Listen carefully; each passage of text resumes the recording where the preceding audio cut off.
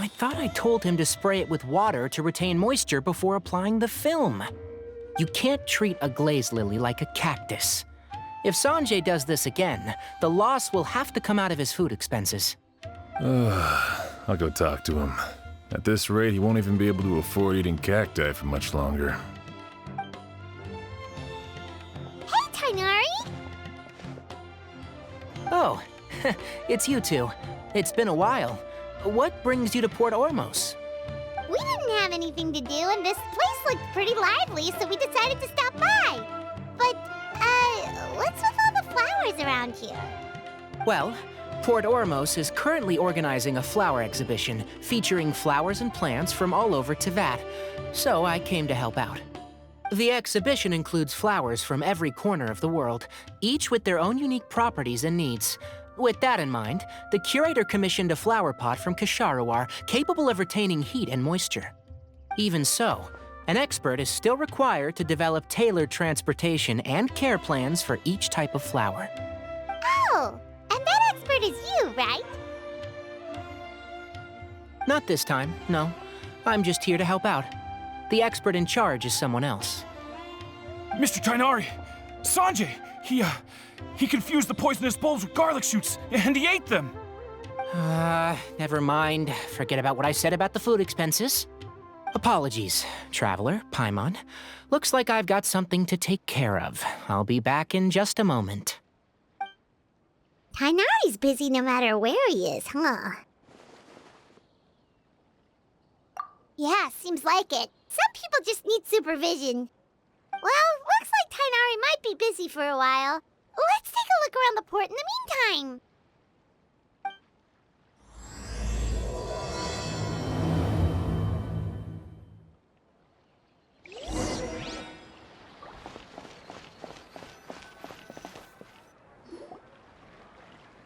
Wow, look at these flowers!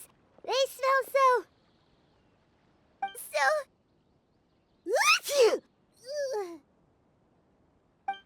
Huh?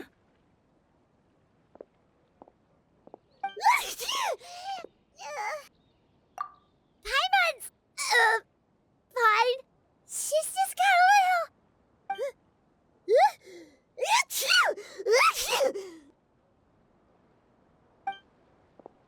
Rainbow roses, glaze lilies, and Cecilia's?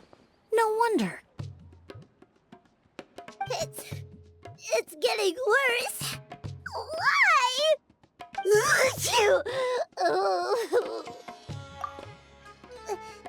But, I was fine just a moment ago. She didn't even eat anything weird. A moment of your time, you two? If it's not too much trouble, perhaps you could try this incense.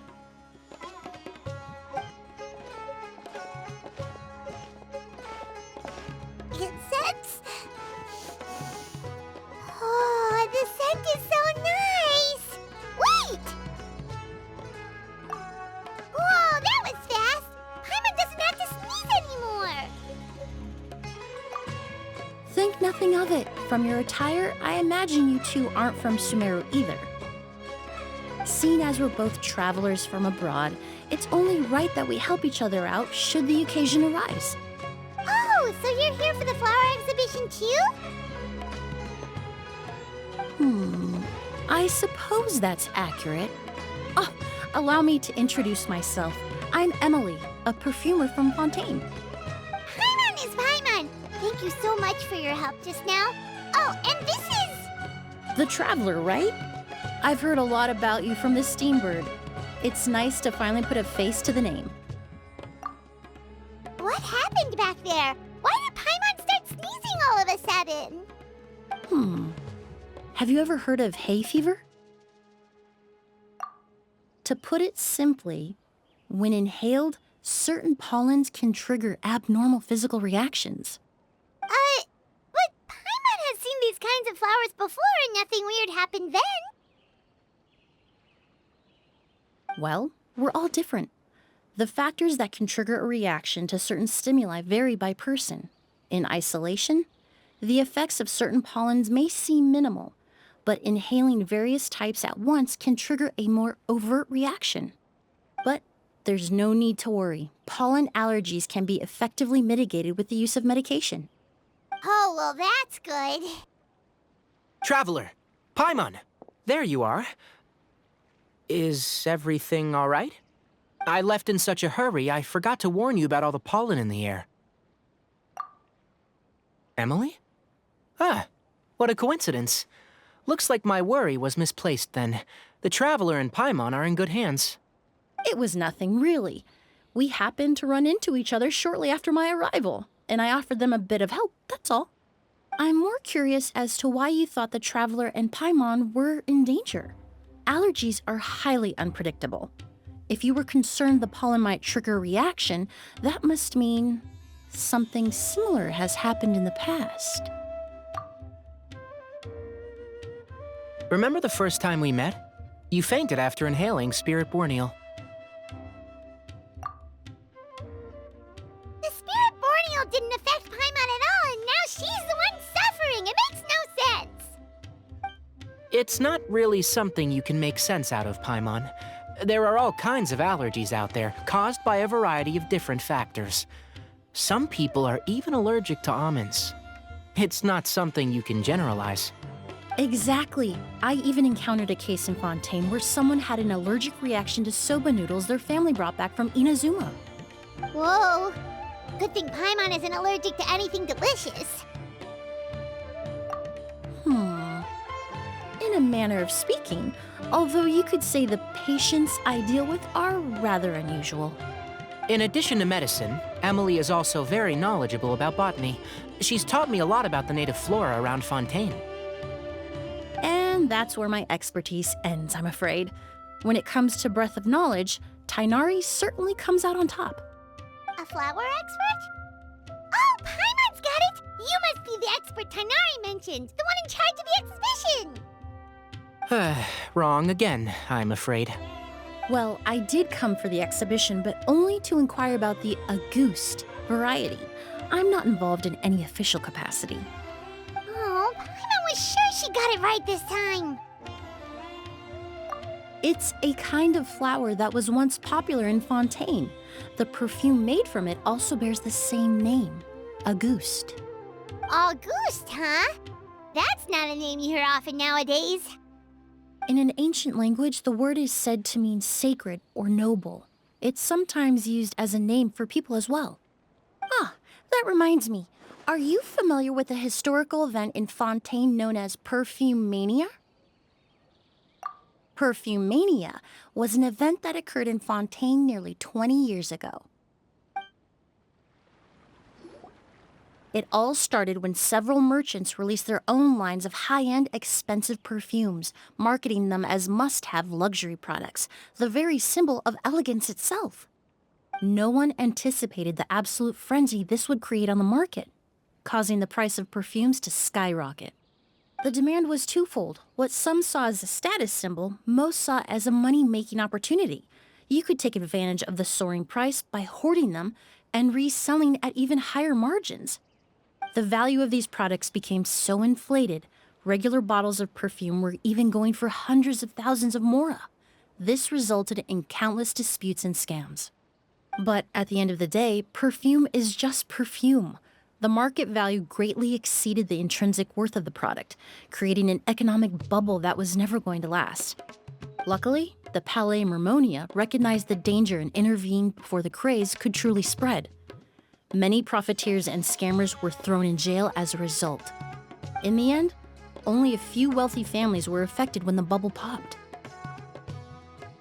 What does all this have to do with that Auguste you mentioned earlier? Well, during the craze, the most popular perfume was none other than Auguste. The demand far exceeded the supply, to the point where it once sold for 10 million mora a bottle. 10 million? Then what about now? After the mania ended, most perfumes returned to a normal price. Auguste was the only exception. Its namesake, the flower used to create it, went extinct. As a result, no new bottles of Auguste have been made, and the value of the perfume remains exceedingly high. Indeed, The auguste flower was not a natural variety, you see. It was specially cultivated for use in perfume making. When the bubble popped, all the flower beds used for its cultivation were destroyed in a fire. The variety has never been seen since. But didn't you say you came to the exhibition to look for it? Ah, yes. I came to investigate a certain rumor that the auguste flower has reappeared in Sumeru. It's causing quite the stir in the Fontaine perfume market. Traveler, we should help Emilie look for it. I have to agree. Emilie wrote me to ask if I could look into the rumor, but the forest rangers haven't received any reports of new plant species recently. Even if I can locate the flower, I'm afraid you'll be disappointed, Paimon. I don't have any grand Mora-making endeavors planned. Divine, noble, one of a kind, all beautiful sentiments to be sure, but to me, they overshadow the very essence of the product. When it comes to perfume, I want people to forget the price and the prestige and focus on the beauty of the fragrance itself. Wow, so noble. Of course, there's also a more practical reason. In recent years, low-grade counterfeit versions of Auguste have been popping up on the Fontaine perfume market. Every so often, someone will claim to have recreated the unique scent of Auguste, and the rumor mill will start comparing the counterfeits to my own work. Okay, that's more like the reason Paimon had in mind. Ever since that rumor started, 3 new perfumes claiming to be made from the Auguste flower have appeared on the market. If I can dispel the fanaticism surrounding Auguste, even just by proving the rumor to be false, Fontaine's perfume market can finally start to get back to normal. Then I'll be free from all the stories and added meaning and just focus on making what I like. That makes sense. Oh, I would of course be grateful for your help, but I wouldn't want to trouble you. Well, you said it yourself. We're both travelers from abroad, so it's only right that we help each other out. Ha! I suppose you're right. Then you have my thanks. Based on the information I have so far, it's unclear if the rumor is true. Mr. Edgar also thinks it's too early to say, but you could always go talk to him. He was there all those years ago, after all. Maybe he'll know something. Huh, I was just about to pay him a visit at the hotel. Edgar? Who's that? The person you've been trying to guess this whole time. The flower expert in charge of the exhibition. He's also the most respected and experienced perfumer in the area. Back when he was still working in Fontaine, Auguste was his creation. I should also mention, he was my teacher, the one who taught me the basics of perfumery when I apprenticed in Sumeru. So this guy was a famous perfumer in Fontaine, but then he came to Sumeru to teach people from Fontaine? It sounds confusing. It's a long story. If you're interested, we can talk more about it when we see him. He should be staying near the hotel. I need to stay back and keep an eye on things here at the port. If something happens, don't hesitate to find me.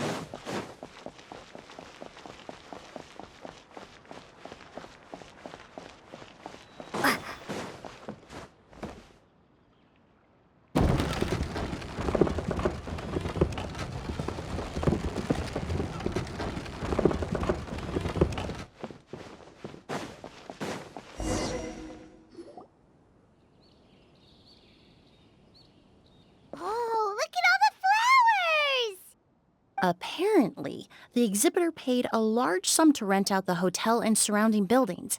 They're being used as temporary storage facilities and lodging for exhibition personnel.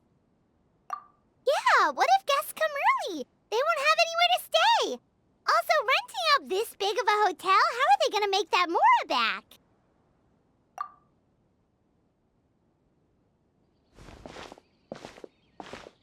It's been so long, I almost didn't recognize you, Edgar.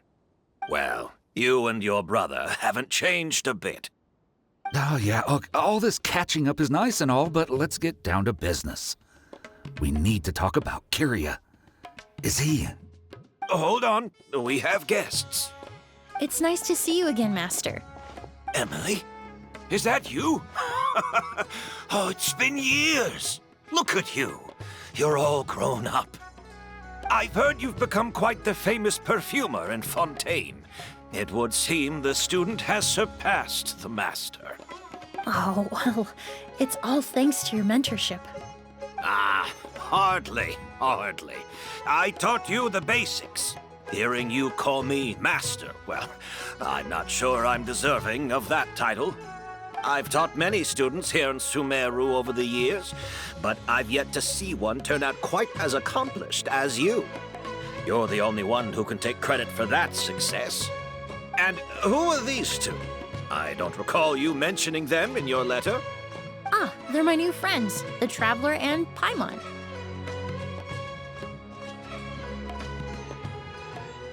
Emilie's friends. Well then, the pleasure is all mine. And these two gentlemen? Are they friends of yours, Master? Of course! We're perfume merchants from Fontaine. I'm Oud, and this here is my younger brother, Blaze. Edgar and the two of us are old friends. Isn't that right, gentlemen? Yes. Merchant brothers? You must be here to look for the August flower, then. Huh? Well, what respectable perfume merchant hasn't heard of Auguste? Anyone in the business would be interested in the rumors. I'm guessing you're here for the same reason, Emilie. We were just about to get into it, so you three might as well join in. I commissioned a few eremites to do some scouting for me. They searched all over Sumeru, but there were no sightings of the Auguste flower. That being said, there are people in Port Ormos who claim to have smelled a unique fragrance on the streets. Definitely floral, but still distinct. Some of them were merchants who lived in Fontaine 20 years ago. According to them, the fragrance smelled exactly like the Auguste they remember from back then. A one-of-a-kind, divine, and noble scent. Maybe someone around here just happens to have a bottle of Auguste from back then. No, I don't think so. I doubt that's the case. Even if someone had a bottle that was never opened, the fragrance of the perfume would have changed over time. Very few perfumes can go decades without a change in scent. Auguste is even more prone to that kind of shift. Only a few bottles still exist in Fontaine, and their scent would have completely degraded by now. Although, could there be a flower out there with a similar fragrance? Or in accord with the same base notes? Impossible! If Auguste were that easy to replicate, it would never have sold for such a high price all those years ago. The Auguste flower is back. It has to be. Technically speaking, the scent wouldn't be impossible to imitate. Well, let's table that question for now. Edgar, did any of those people mention where the scent was coming from? No. By the time they realized they had smelled something, the scent was already gone. If I hadn't asked about it, they probably wouldn't have given the experience a second thought. Compared to things we see and hear, smells can be much easier to overlook. It almost sounds like someone wearing the Auguste fragrance passed them on the street. Wait, are you saying... Just thinking out loud.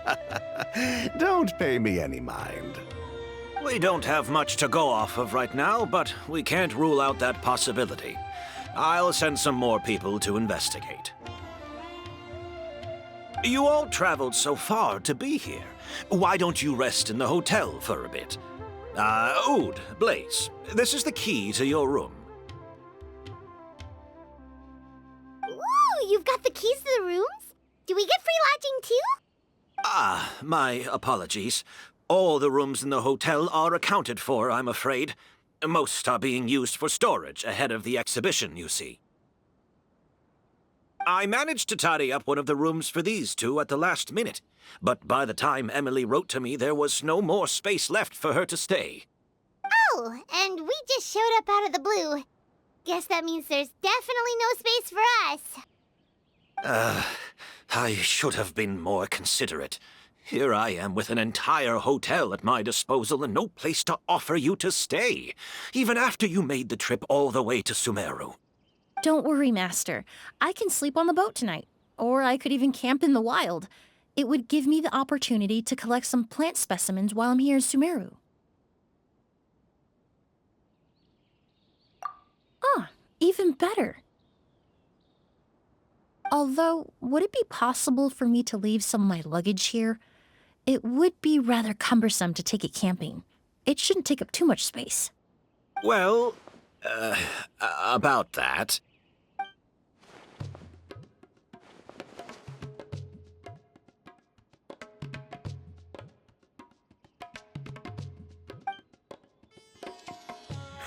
Of course, no trouble at all. My brother and I will keep an eye on them for you, as long as you don't mind, mademoiselle. All right, then. Oud, why don't you take Emilie inside and find a suitable place for her luggage? I'll prepare some refreshments and join you in a bit.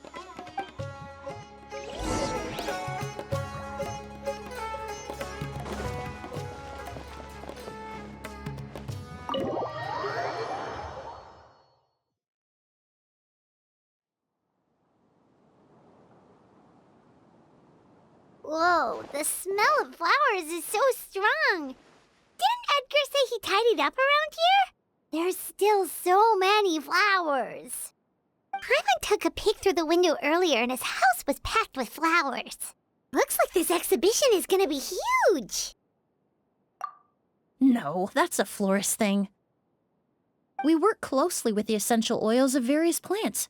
But to maintain a sharp sense of smell, most perfumers prefer to keep their homes free of strong odors.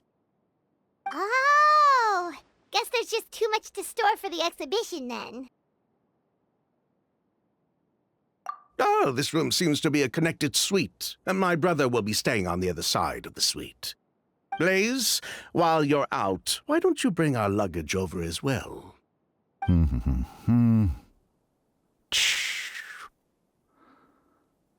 Dun, dun, dun, dun, dun. Ahem, Blaze! Yes, of course. All right, then. Where can we find your luggage, mademoiselle? Blaze will go fetch it for you. It's still at the port. In addition to some daily necessities, there's also a case of amber wine that I brought back from Fontaine. Could I trouble you to bring that back as well? It would be the perfect way to repay you for your hospitality. Ha ha! How generous! I should thank you on my brother's behalf. You stumbled upon his weakness. He's aloof about most things, but alcohol is his one true love. Is that so?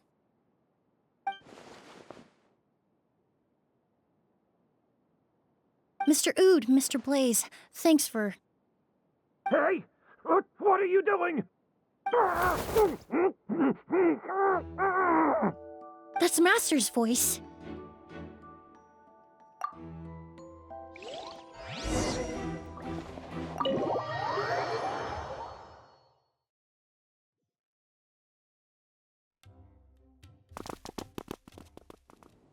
Edgar! Master! Hey, Edgar! Are you all right? Can you hear me? Who did this? Kyria. August.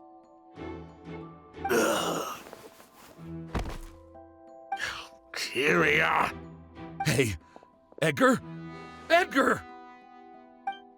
No, don't shake him. He's injured. Just leave him to me. You two can...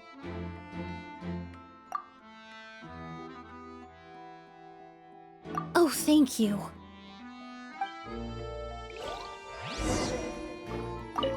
skin is flushed, pupils are dilated, but he's still breathing.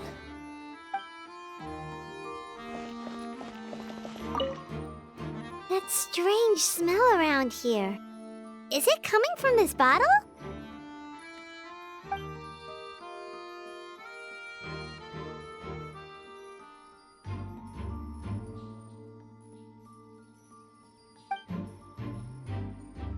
Oh, really? You think so?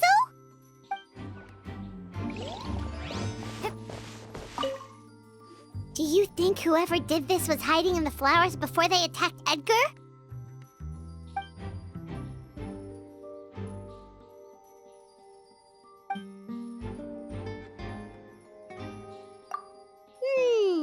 True.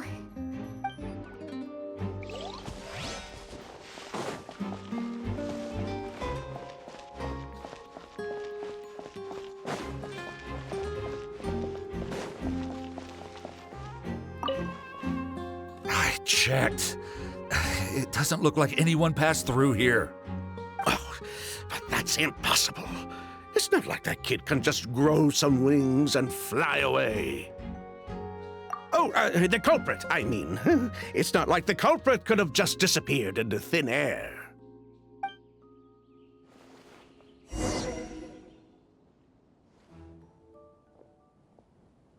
Well, we looked all over, but the only clue we found was that bottle. The most important thing we can do now is focus our efforts on treating Master. Can you help me move him inside?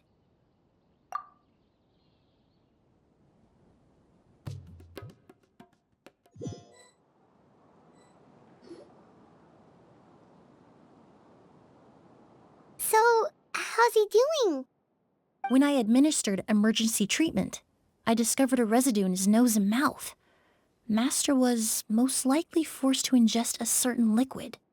He's still unconscious, and inducing vomiting could obstruct his airways. We'll have to look into other clues for now. Ah, yes.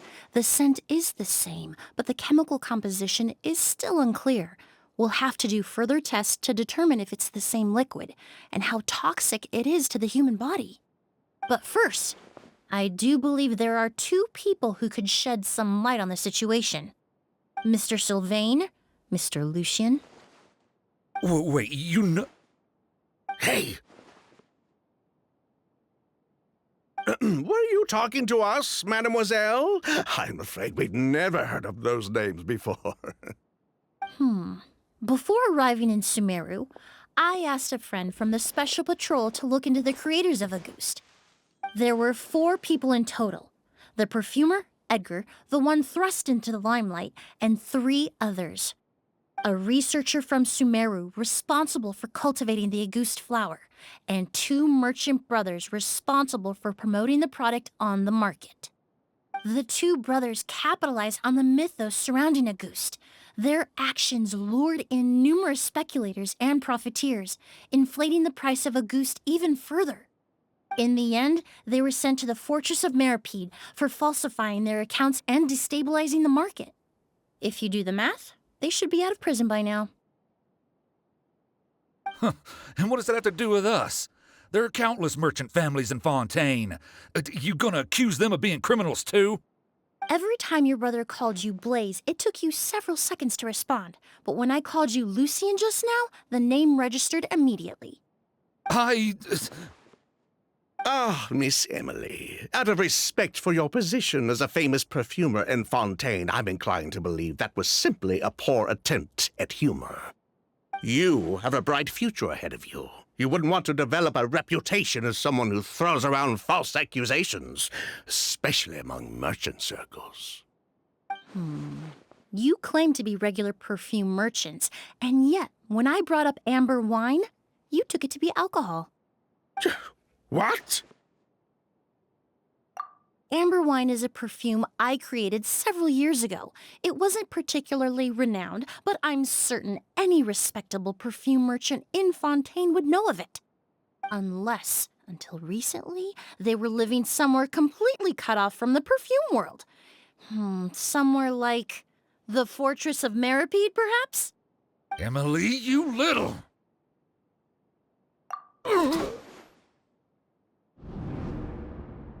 Don't misunderstand, Mr. Sylvain.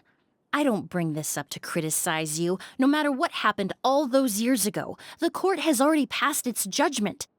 But Master's life is in danger. We need to learn whatever we can about the person who has done this. If Master's attack had something to do with Auguste, I would imagine the two of you might also be in danger. So I'd like to trouble you for some information, if I may. Tell me about Kyria. Fine, as you wish. Sylvain!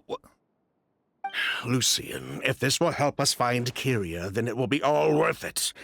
Besides, we've already told most of the stuff to the Maison Orderly anyway. You were right, Miss Emilie. There were 4 of us at the beginning. Myself, Lucien, Edgar, and the researcher from Sumeru in charge of flower cultivation, Vijava. Sometime down the road, the Marechaussee Phantom came knocking, saddled us with a list of accusations, and started looking into our books. Oh, they did their meddling, and my brother Edgar and I were forced to serve time in the fortress as a result. Sounds like he's still upset about that. Wait, then how did Edgar end up in Sumeru? Master was convicted as an accomplice, so he only had to serve a few years. He decided to move to Sumeru so that he could put those events behind him. Still, Master was depressed for a long time after that. He stopped making new perfumes and focused on introducing students to the craft instead. That's how I met him. My parents had to relocate to Sumeru for work when I was a child, so I had the chance to study under him for a little while. But we can talk about that some other time. I want to hear more about this researcher, Vijava. Like us, Vijava was also staring down an investigation from the Marechaussee Phantom. But before the Phantom showed up at her door, she set all the flower beds on fire, along with much of the mora we managed to earn. All the Auguste flowers, everything we worked to create, was reduced to nothing but a pile of ash. But destroying all that evidence, wouldn't that make things worse for her? It didn't matter at that point, because she died in the fire as well. What? Sounds like you did an investigation of your own. Why even ask us if you knew all of this already? The name wasn't mentioned in any of the files I reviewed either, but you two seem quite familiar with him.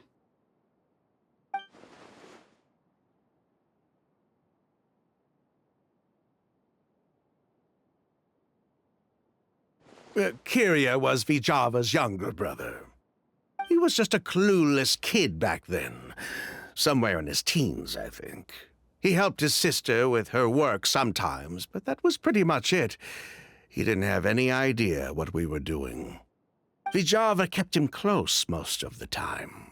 The 3 of us were probably the only ones who even knew she had a brother. After our operation was compromised, he disappeared.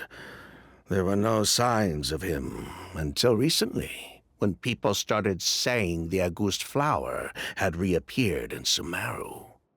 So, you think Kyria took something with him back then? Something that allowed him to reproduce the Auguste flower? Vijava doted on the kid like you wouldn't believe. She even told us to give her cut to her brother if anything happened to her. If she left something behind before she died, believe me, Kyria's the one that has it. And judging by the liquid in that bottle, the Auguste flower wasn't the only thing he reproduced. He managed to replicate the perfume itself. So the liquid Edgar was forced to ingest really was Auguste. Wait, does that mean Auguste is poison? Poison? No. Of course not. No perfume is meant to be ingested. Even small amounts can be dangerous, let alone ingesting a whole bottle at once. If Auguste could be considered a poison, we wouldn't have even sold half a bottle back then. Edgar fell unconscious because Kyria forced him to drink perfume. It just happened to be Auguste.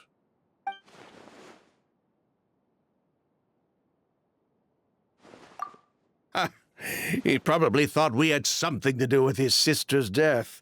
But to tell you the truth, I have no idea why she did all that. We're not looking for Kyria because we have it out for him. We just wanted to see how he was doing. And, if possible, work together to bring back a ghost. We only went to prison for a bit of fraud and market manipulation. It had nothing to do with the product itself. As long as we keep things honest this time around, bringing the product back to market would almost be like honoring his sister's memory. So that's why you never mentioned Kyria during your interrogation? Yes, exactly. We were just looking out for the kid. Anyway, that's all we know. If you're looking for information on what's in a goose, or what to do if you ingest it, there are only two people to ask. Edgar or Kyria himself. Well, at least we're able to say for certain that the substance Edgar ingested was in fact a goose. That gives us a direction for further testing. Well then, I'd say that was a very enlightening discussion. Well, glad to hear it. Lucian, let's head back to the room and rest a bit. With everything that's happened, there are things that need reconsidering. Yes, of course.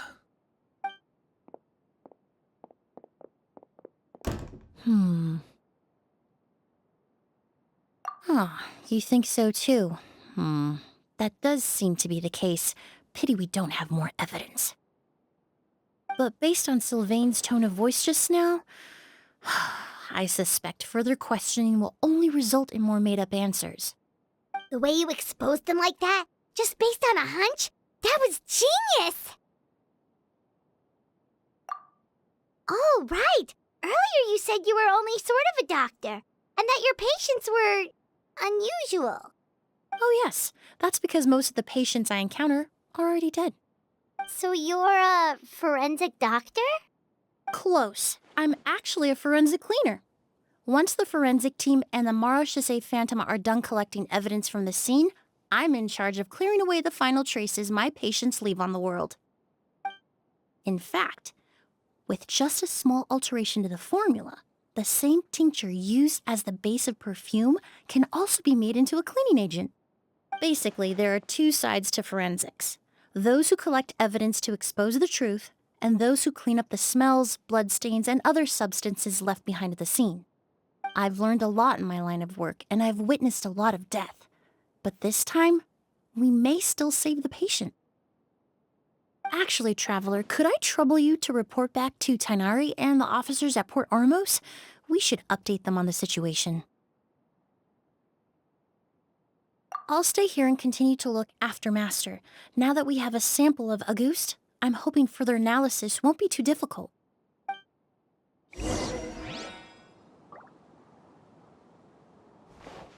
Master looks a lot older than when I last saw him. I just hope he can hold on.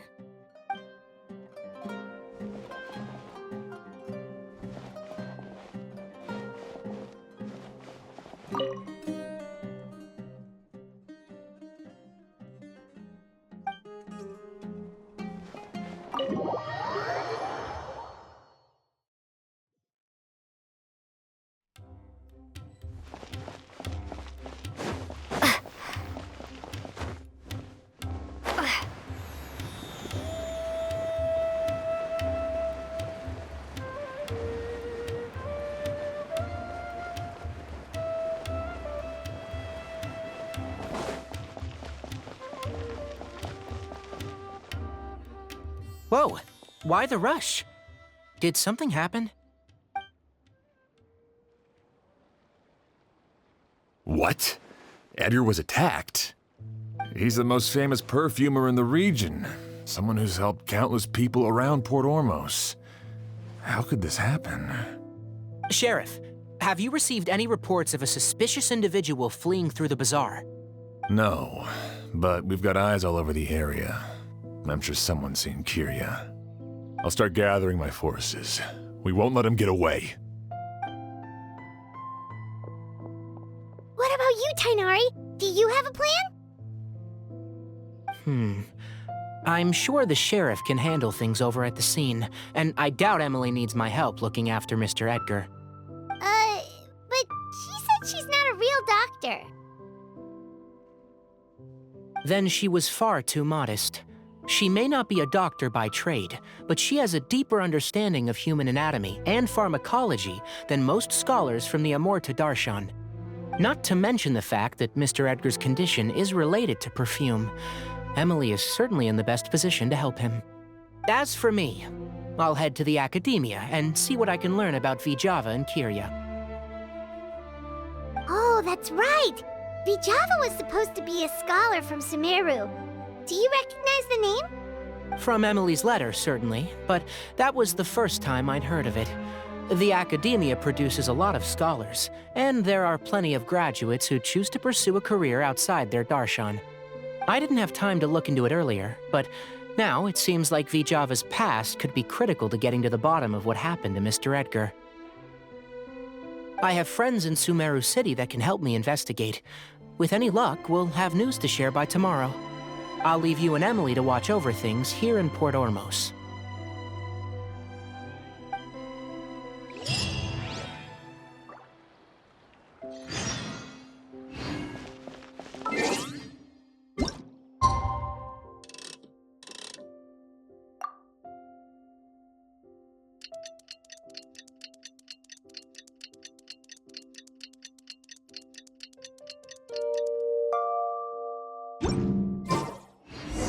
Well, it's been a day. Wonder if Tainari's discovered anything. But things weren't looking good with Emilie's master yesterday. We should check on things at the hotel first.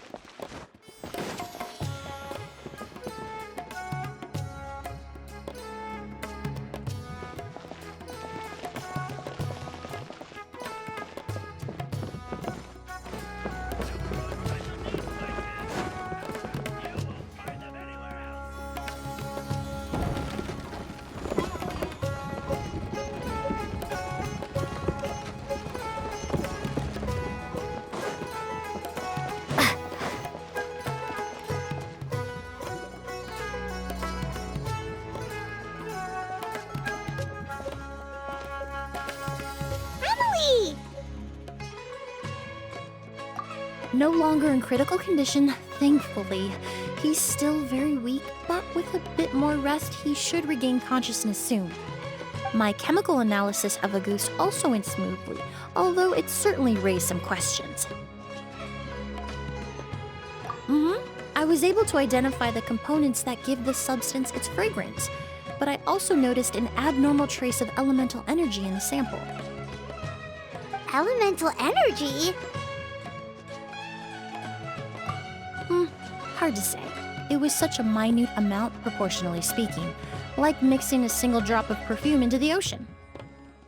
I had to use one of the newest tests developed in recent years to even detect the traces present in the sample. Unless you were abnormally sensitive to elemental energy, I doubt it would have any effect, even if you use the product every day for 10 years. As for whether Master's condition was caused by the elemental energy present in the sample or some other component of the perfume, it's still too early to say. Oh, that reminds Paimon. Did Tainari come and find you? Maybe we could ask him to take a look. I received a message from him last night, but I haven't heard anything since.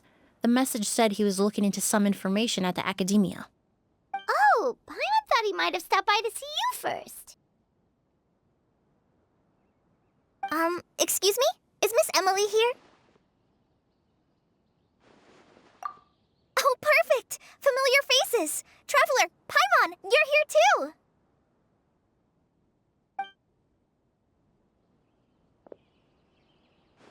Kale. Ah, of course. Tainari's apprentice. He's mentioned you many times. It's a pleasure to finally meet you. And please, no need for formalities. Emilie is just fine. Oh, okay. Nice to meet you too, Miss, Emilie. Did Tainari send you here, Kale? Yep. Master and the others went through decades worth of records last night, and still haven't had a chance to rest. I'm fast on my feet, so it only made sense for me to come and give you an update. Anyway, based on what they've reviewed so far, they believe there's no indication that a researcher by the name of Vijava ever passed through the academia. Master considered that possibility as well, but the name wasn't the only dead end. Master tried to track down people with a similar research direction or background, but also couldn't find a match. How is that possible? It's starting to seem very likely. If we want to figure out her true identity, I'm afraid another conversation with those two merchants might be our only... Hey! Lucian! It's Sylvain! Wait, you don't think Curio came back, do you? That seems impossible. If someone came in or out of the hotel just now, we would have seen them.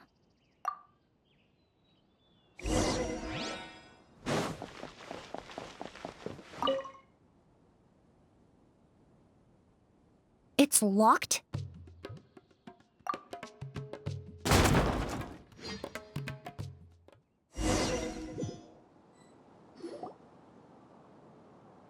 Lucian! Lucian! Come on! Wake up!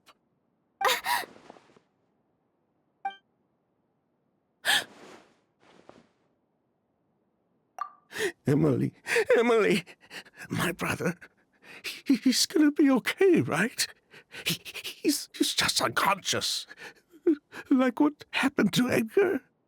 I'm sorry, Mr. Sylvain, but we were too late this time. No, that's not possible.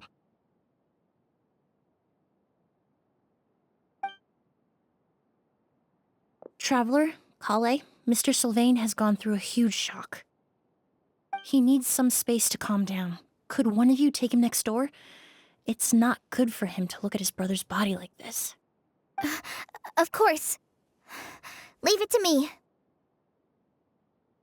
Thank you both.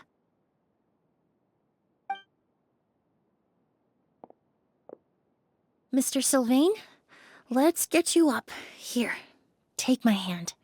Nice and slow.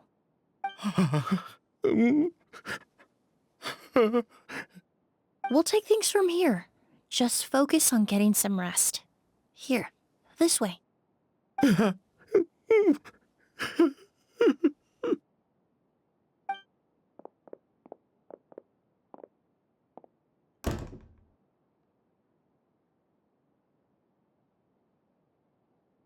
Poor guy. He's like a shell of his former self. He may have made some bad decisions in life, but right now, Paimon can't help but feel sorry for him. Good person or bad, the death of a loved one is equally painful. All the moments he shared with his brother, every hardship and triumph they endured together, are now memories he has to carry alone. If Curio really was behind this, then what exactly did he do to Lucian? Lucian can no longer speak, but the traces left behind by his death most certainly can.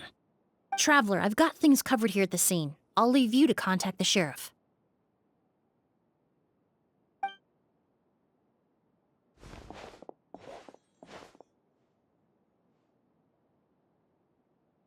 Who would have thought? Yesterday's case is still up in the air, and now this happens. Miss Emilie, I heard you're an experienced forensic doctor. Have you been able to discover anything? Oh, I'm not actually a forensic doctor. I just happen to have some relevant knowledge. I did take a look, though. Judging by the temperature and rigidity of the body, it appears the time of death was sometime last night. I'd have to do a more thorough investigation to find out more. Then, would you mind helping us investigate? Before he left, Tainari said we could trust your judgment if something like this were to happen. Of course, I appreciate your trust. Many of the traces left behind at the scene will fade with time, so the sooner we investigate, the better. We'll help too. We don't know much about dead bodies, but you can leave the other clues to us.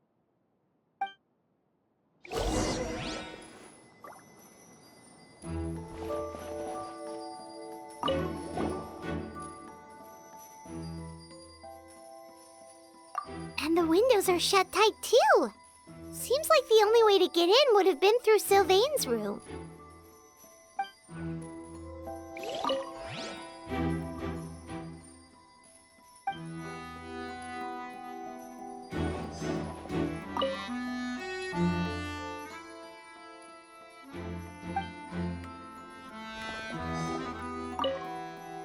To tell you the truth, the exhibition has left us quite short-handed. We're lucky to have your help.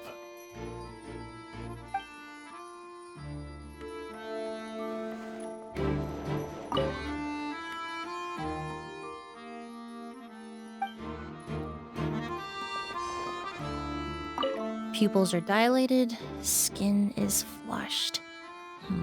No overt external injuries or signs of a struggle.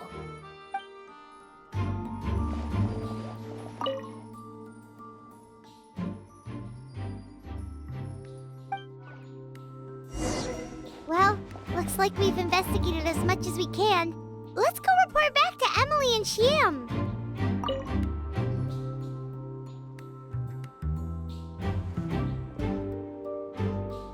So, did you find anything? Paimon can show you. Here, it'd be something like this.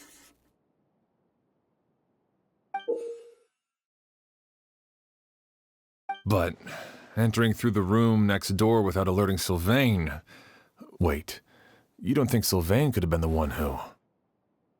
No, his reaction to the loss of his brother seemed genuine, and he doesn't have a motive. Then what could have happened last night?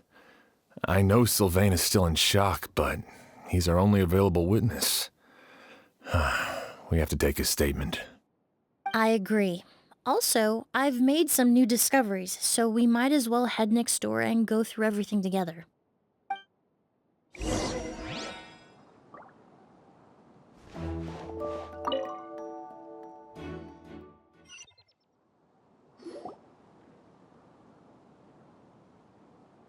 Mr. Sylvain, I need you to tell me everything you and your brother did since yesterday afternoon. Did you see or hear anything strange? After Kyria attacked Edgar, my brother and I were incredibly careful. We returned to our rooms and decided to lock all the doors leading to the hallway. The only door we kept unlocked was the one connecting our rooms. That way, if we heard any commotion coming from the other room, we could help each other. But I didn't hear any sort of commotion last night. Not a single noise. I woke up this morning, opened the door, and Lucien was... So, no movement from the room next door. No forced entry via Sylvain's room. No signs of a struggle at the scene. And no external injury on Lucien's body. What kind of cause of death are we dealing with here? I did notice a few things about the body. Lucien's pupils were dilated, and his skin was flushed. Very similar to Master's symptoms after the attack yesterday. There weren't any traces of liquid in his mouth or nose, so it's unlikely he was forced to ingest anything. The more plausible explanation is that he inhaled a substance without knowing it. And I'd say that substance was likely a goose. A goose? No, that's not possible. Inhaling a goose won't kill you. And anyway, it would have been for just one night. No, that's not what I meant. Emilie, you ran your tests, didn't you? Go on. Tell everyone whether you found any poison. No, I didn't find any common toxins. See? A goose is harmless. The market response proved that years ago. That may be true for most people, but not for everyone.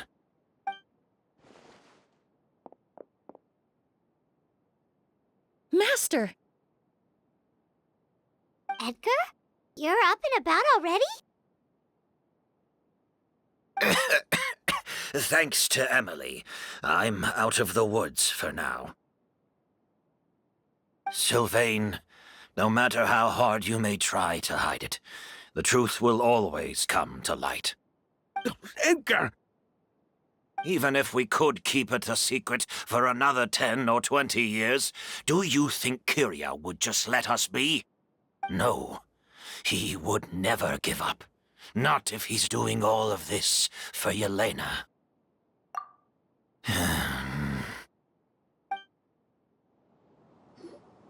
That's Vijava's real name. Yelena wasn't a scholar from Sumeru. She was an exiled Fatus from Snezhnaya. A Fatus? The Fatui. Well, that means the elemental energy present in Auguste was... Ah, so you've already detected it. Well, Sylvain, looks like there's truly no reason to hide things now. Oh. The Auguste flower was created with the mutative and distorting power of a delusion. A delusion? The Fatui, delusions... I never would have thought Auguste was hiding this many secrets. Born of a delusion, Auguste contained distorted elemental energy. A prolonged exposure over many years could have a harmful effect on the body. That's enough, Edgar. I'll take it from here. At first, Yelena wanted to keep refining the perfume and the flower, but no one knew how long the perfume mania was going to last back then. It didn't have any effect on ordinary people anyway. Every day we postponed going to market was another day of lost earning potential. So you decided poisoning people was worth the risk? Listen, it's not like it was good for business. But all that talk about Auguste being harmful over time, Yelena was just speculating. The impact was practically negligible. Unless you were particularly sensitive to elemental energy or had an entire bottle shoved down your throat like Edgar. You could use the product for decades and be completely fine. It may be true there are no records of Auguste poisoning in Fontaine. But even if no one was acutely poisoned, willfully bringing a product to market despite explicit knowledge of its harmful effects is still a serious crime. That explains why you were so intent on keeping Yelena and Kyria's involvement a secret all this time, despite readily confessing to all your financial crimes. The Fatui, delusions, Auguste. If the Marechaussee Phantom discovered the connection between the three, there would have been enough evidence to send you to the Fortress of Meripede for life. Ha! If I'd known coming to Sumeru would put a target on my back, I would have been more than happy to stay there. At least that way, Lucien would still be alive. All these years without any sign of Kyria, and he pops up out of nowhere the minute my brother and I get out of prison? It couldn't be any clearer who the kid's after. Auguste was harmless before. The fact that it's killing people all of a sudden must be his doing as well. So there's bad blood between you. What about Yelena's death? Was that a cover-up too? A way to destroy evidence? I'll admit, we thought about it at one point. We took care to disguise the product circulating on the market, and no one was questioning Yelena's fake identity. But if the Marechaussee Phantom decided to look into the flower beds, it would have been the end. Yelena's ties to the Fatui, the role of the delusion, everything would have been exposed. Before we could even put our plan in motion, Yelena beat us to it. She burned all her flower beds and threw herself into the fire as well. But if her goal was to destroy evidence, there would have been no reason to do that to herself. Yeah, she could have just burned the flower beds and fled with her brother. I thought about it for a long time, but it wasn't until just now that I finally understood her reasoning. Everything she did, it was for her brother, Kyria. One of the reasons they defected from the Fatui was the deterioration of Yelena's body due to her excessive use of a delusion.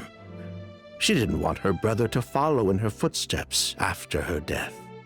After arriving in Fontaine, Yelena continued using the delusion to cultivate the Auguste flower, weakening her body even further. There were times when she couldn't even walk. So she couldn't flee with her brother because she was afraid of holding him back. If her true identity was exposed, she and her brother would face pressure from both Snezhnaya and Fontaine. The Auguste flower and Yelena's own corroded body both bore the mark of a delusion. There would have been no way to avoid suspicion. So, in the end, she burnt it all to ash, including herself. With all the evidence erased, Kyria was free to take the Mora and run. So the wealth you earned from Auguste, it wasn't destroyed in the fire. Yelena gave it to her brother? Most likely. Before Yelena died, she said if anything happened to her, she was going to leave everything to her brother. We just didn't realize she meant our cut as well. That's why Lucien and I were searching for Kyria, to take back our Mora and the Auguste flower. We just didn't realize Kyria was baiting us the whole time. It was all a trap. But why is Kyria out for revenge anyway? Doesn't he know about Yelena's decision to sacrifice herself? I don't think he knew his sister was nearing death. Yelena always wore heavy makeup around him to conceal her deteriorating appearance. She kept herself busy with work to keep out of sight. That way her brother wouldn't notice how she could barely walk. Then all we'll need to do is tell Kyria what really happened, and then he'll give up on his revenge. I'm not so sure. Even if he knew the truth, he'd still find someone to blame. He might think Yelena was forced into using a delusion to cultivate Auguste, or something like that. It's hard to pull yourself out of that kind of hatred, especially when you've been living in that headspace for so many years. Very true.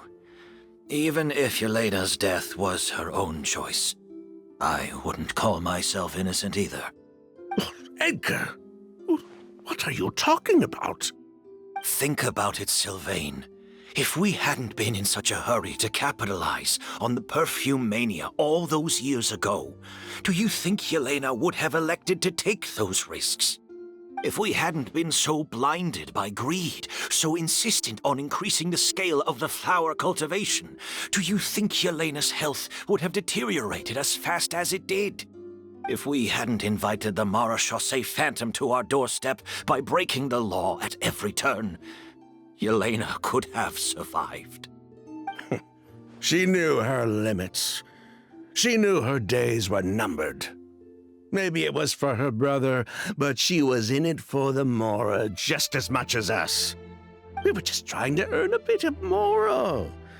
And what, we deserve to die for that?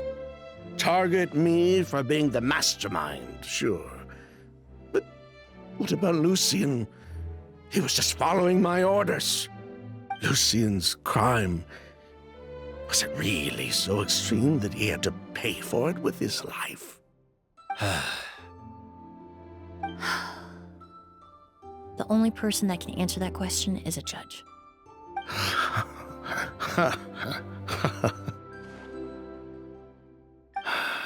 Fine. I've said my piece anyway. Drag me back to Fontaine to stand trial.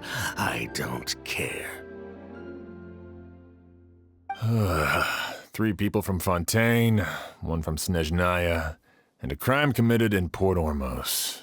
What a headache.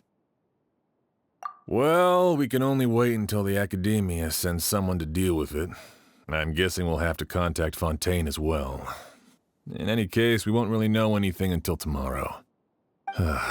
With the exhibition, we don't even have space in Port Ormos to detain anyone.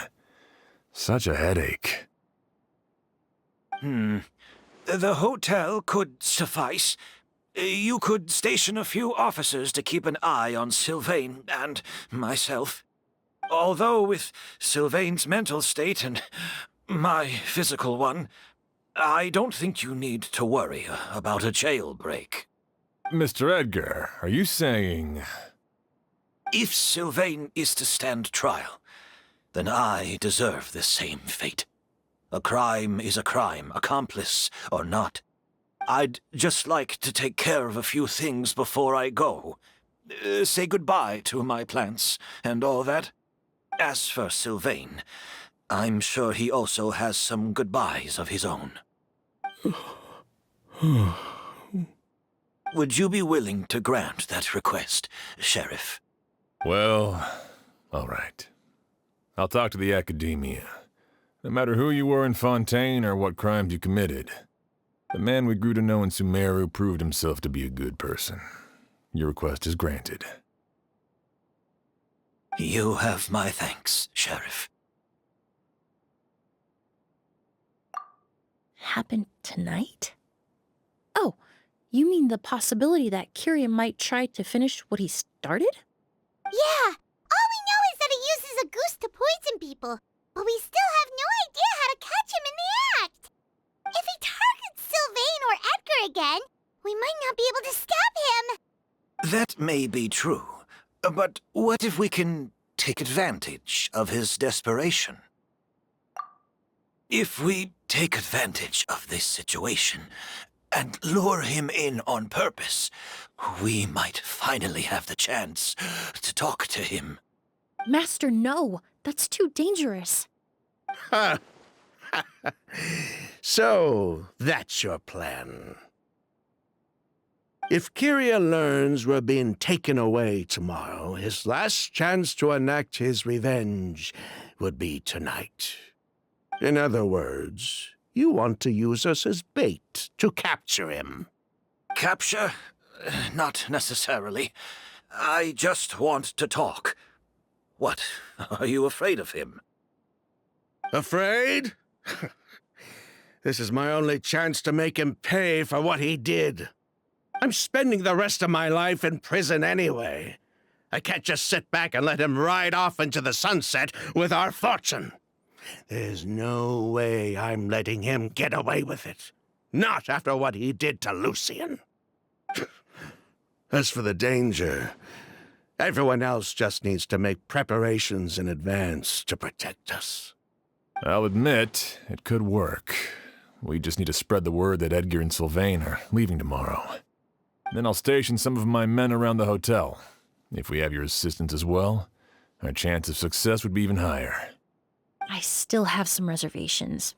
But if you insist on carrying out this plan, I won't deny you my help. I'll also keep watch. Although I think Sylvain and myself should remain alone in our respective rooms. If Kiria noticed another person in the room, he might decide to turn back. And besides, it's possible he's already transformed Auguste into a potent toxic gas. You mean if he doesn't see a way to get his hands on the two of you, he might get so desperate that he'll just start using a goose on everybody? If that were to happen, everyone standing guard, even the innocent citizens in Port Ormos would all be in danger. That's why everyone else needs to keep to the shadows. You're still recovering. You need to rest. This old bag of bones doesn't bounce back like it used to. I suppose I'll just have to leave the rest to you. All right, we can figure out a plan to keep watch later. Right now, I say we split up, start spreading that information before it's too late.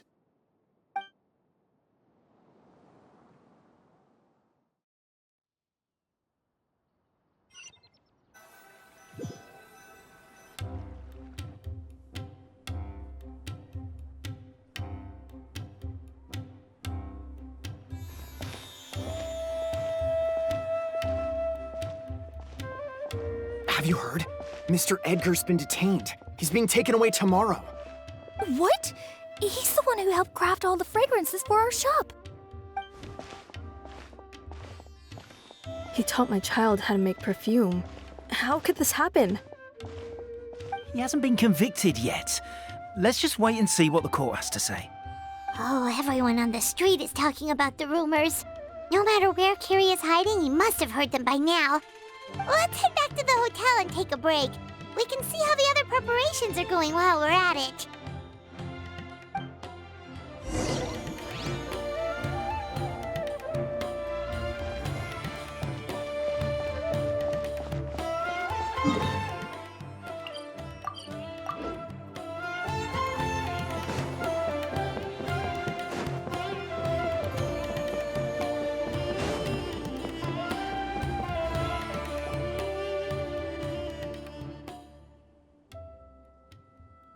Emilie, Sheriff Xian wants to talk to you and the Traveler about our plans for the night watch.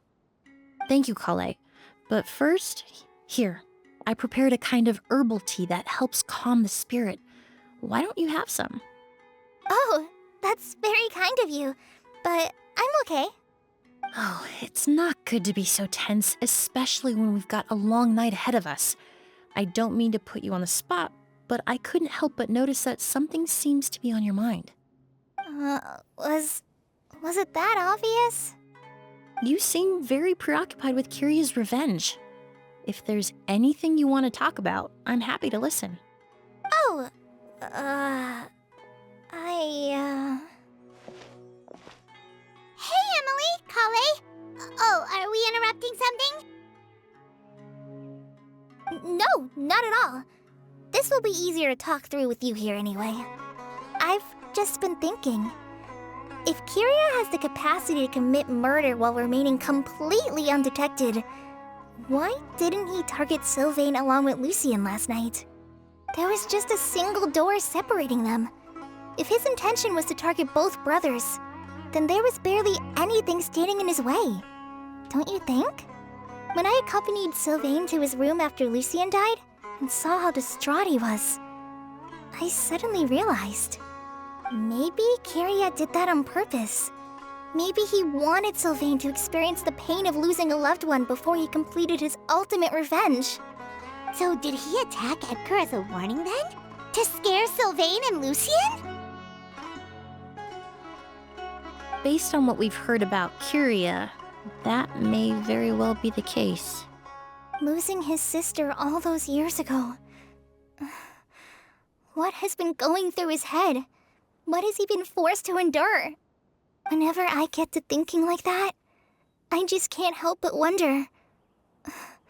If I were in his place, would I be able to let go of that hatred?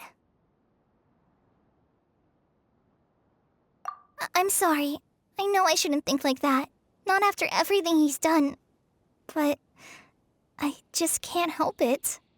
There's nothing wrong with the way you're feeling. Empathy is a part of human nature. In all my years of cleaning up crime scenes, I've witnessed countless families mourn their loved ones. Their cries of devastation and anger still echo through my mind, even now. Some of them even try to stop me, begging me not to erase the last remnants of their loved ones. But getting swept up in those emotions will corrupt your judgment. Surround yourself with fragrance for too long, and your sense of smell will become dull. Allow yourself to be consumed by your emotions, and you lose the ability to think rationally. So while you hold on to that sense of empathy, you also need to ask yourself, do Sylvain and Lucien really deserve to die? How much did they truly know about the Fatui and the delusion? Did they force Yelena to make those decisions? Answering those questions requires a lot of time and evidence, while a single act of vengeance can put those answers forever out of our reach. I've witnessed a lot of deaths in Fontaine. When someone dies, a certain amount of information can be inferred from the traces left behind at the scene. But generally speaking, death will just leave most questions unanswered, and the whole picture ever incomplete. Once you're consumed by hatred, it will become next to impossible to think about things that way. For someone like Kyria, I'm sure right and wrong lost all meaning a long time ago. You're right. The fact that we can approach these questions from this perspective isn't because we're more rational than them. It's because we're fortunate enough not to have suffered that kind of loss. But that also makes us perfectly positioned to stand on the outside and try to pull them back from the brink before it's too late. I understand Kyria's decision, but I still want to stop him. Master, Sylvain, and Kyria. They all deserve to survive. The fortunate and the unfortunate.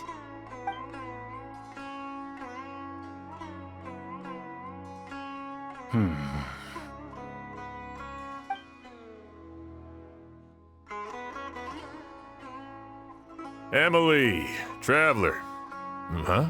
Edgar, you're here too? Oh, it's you two! Didn't you head back to your room to rest, Edgar? Is it really okay for you to be out and about like this? A little exercise never hurt anyone. Besides, I don't have much time left in Sumeru. So I'd like to take care of my plants while I still can. We could do that for you, Master. No need. I've grown attached to these flowers, and this is my last chance to say goodbye. Come tomorrow. I'll be happy to entrust their care to you. I would imagine Sheriff Sham is here for a more important reason. The Night Watch! You mentioned earlier that we still need to confirm our plans. That's right. I've stationed some of my men around the surrounding area, but we still don't have anyone standing guard next to Sylvain's room.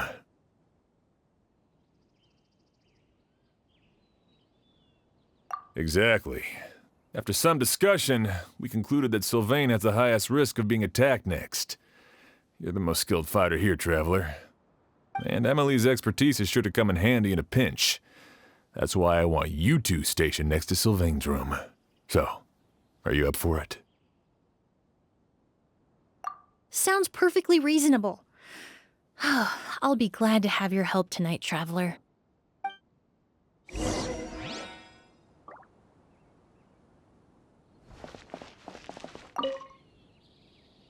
My men and I will be stationed nearby to monitor the situation. A warning will be issued if any unusual activity is detected. I'll head into the mountains to keep an eye on everyone coming in and out of the area. Just leave the wilderness surveillance to the forest rangers.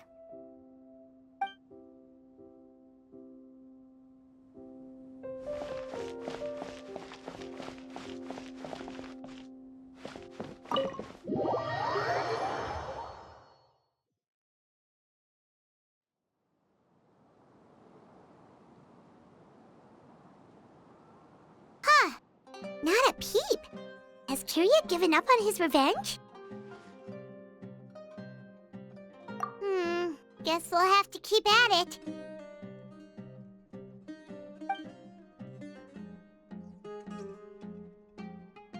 Still nothing unusual. Paimon took a peek into the room next door and Sylvain's already sleeping. Perhaps Kyria's true motive was simply forcing Sylvain to confess his crimes.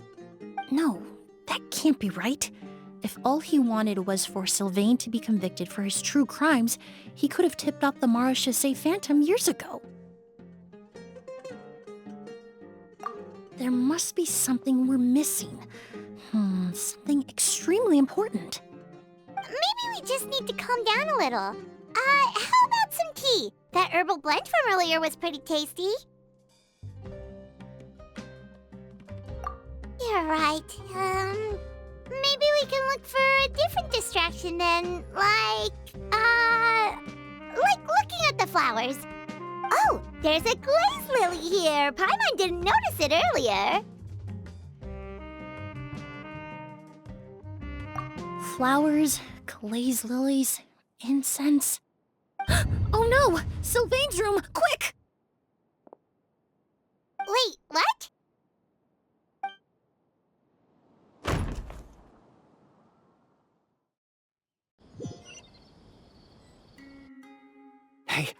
you hear? Someone was attacked again last night. It was the older of the merchant brothers, right? Yeah, I think his name was Sylvain. Poor guy was murdered in cold blood. First it was Mr. Edgar, then that merchant named Lucian, and now this. Listen up, everyone. This is an active crime scene. Please, no loitering. It's been 3 days and they haven't even caught a glimpse of the guy. What is going on? Do you think it could be the work of an evil spirit? I mean, how do you get away with something like that with so many people watching? Keep it moving, everyone. No loitering.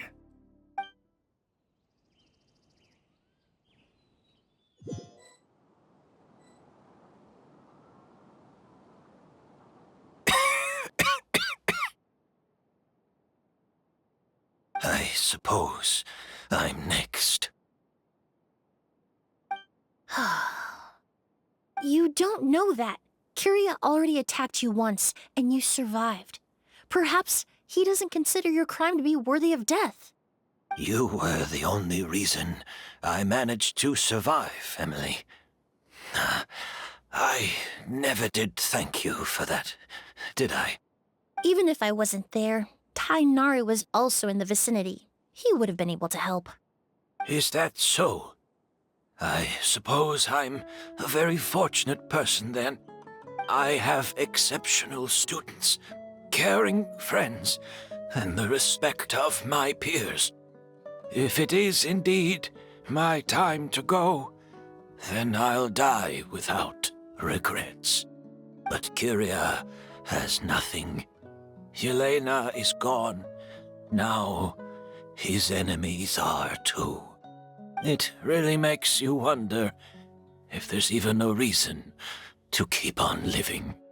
If you really want an answer, I suppose you'll have to ask Kyria himself, once we finally catch him. Well, I hope it all goes well. Emilie, there's something else I'd like to ask of you. With everything that's happened, holding the exhibition is off the table now. But so many flowers were transported here for the show, some of them thousands of miles away from their homeland. I can't let them wither away with no one to care for them. Whether Kyria gets to me first, or I'm sent back to Fontaine to stand trial, I won't be around to look after them.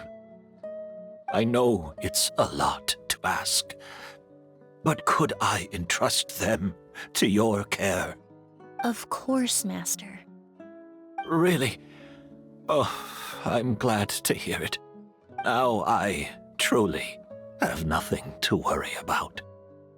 Sheriff Sham still has some questions for me, so I've gotta go. Go ahead. Best not to keep him waiting. He can be quite impatient.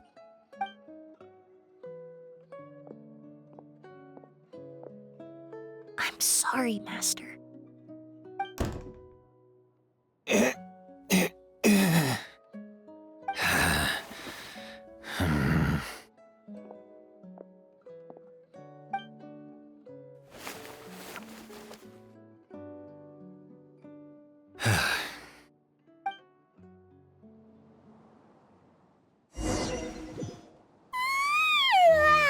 Another all-nighter. Paimon sure hopes Emilie's plan will go well.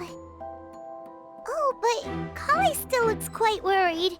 Let's go talk to her. Emilie still isn't back. I hope she didn't run into any trouble. Yeah, that's true. Traveler, I had my men start spreading the information you requested. The crowd is gone now too, but I have to admit, I'm not really sure what's going on. After listening to Emilie's plan, I started getting the materials together and arranging personnel. I barely had a second to spare last night. To be honest, I'm still not sure how the crime was committed that night. The key clue was right in front of us the entire time! Let's go! We'll show you where the culprit hid a goose.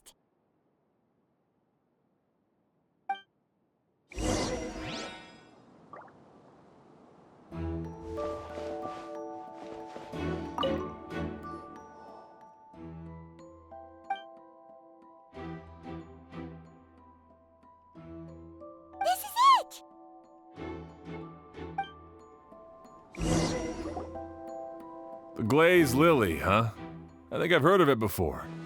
It's a flower from Liyue, right?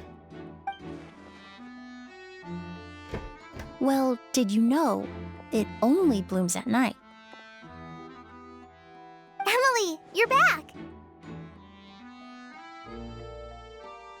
Exactly as expected.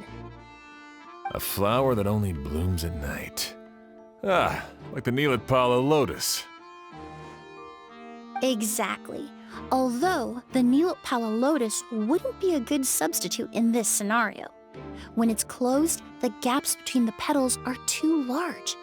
That's why Kiria chose the glaze lily as his mechanism. He would start by preparing an agouste sample.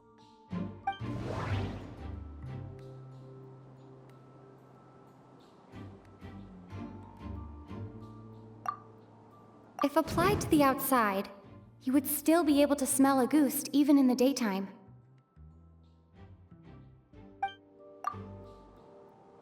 There's a sticky substance on the edge of the flower petals. It's one I recognize.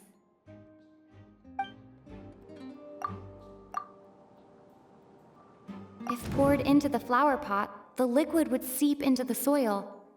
That might prevent the substance from taking effect.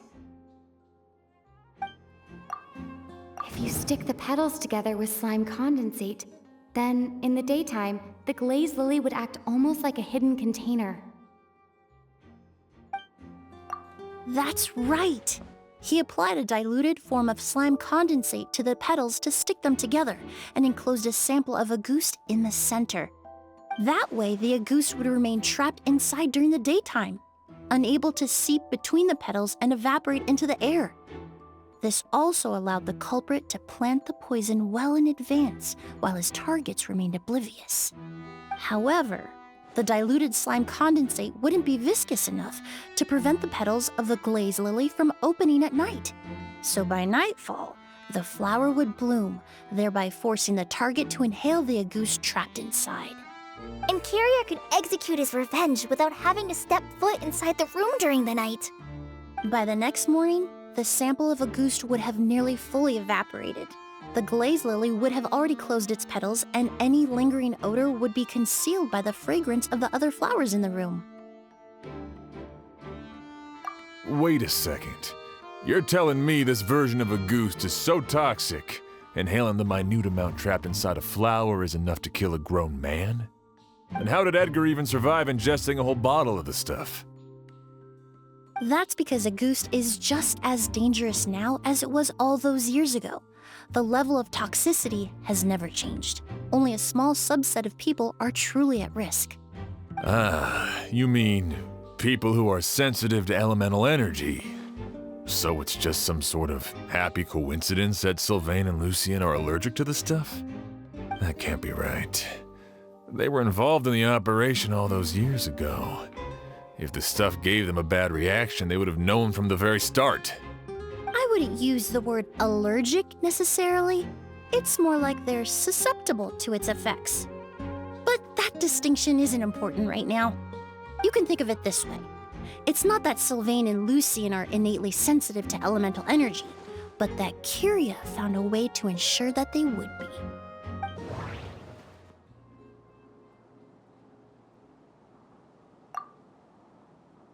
The incense I smelled earlier seemed familiar.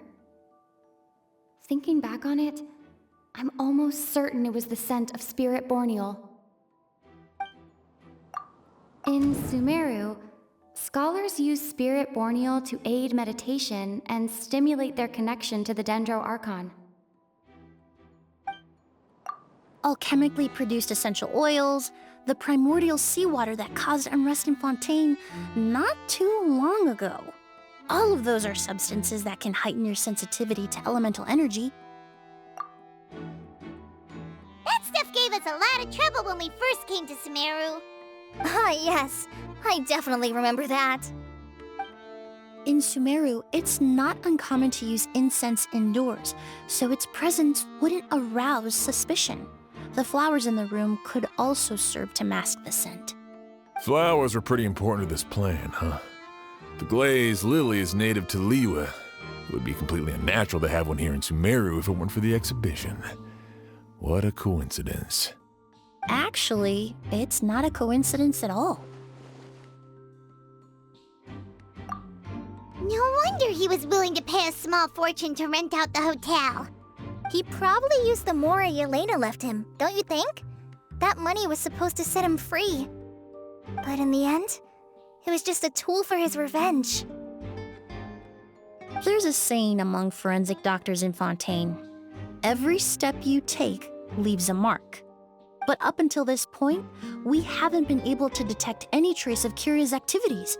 That's not because he was coming and going undetected, or because he's some kind of evil spirit, but because he's been disguised as someone else this entire time.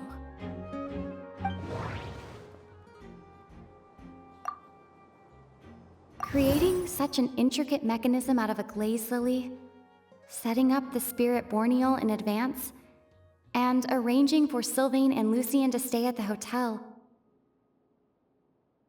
It all points to one person, the expert in charge of the entire exhibition.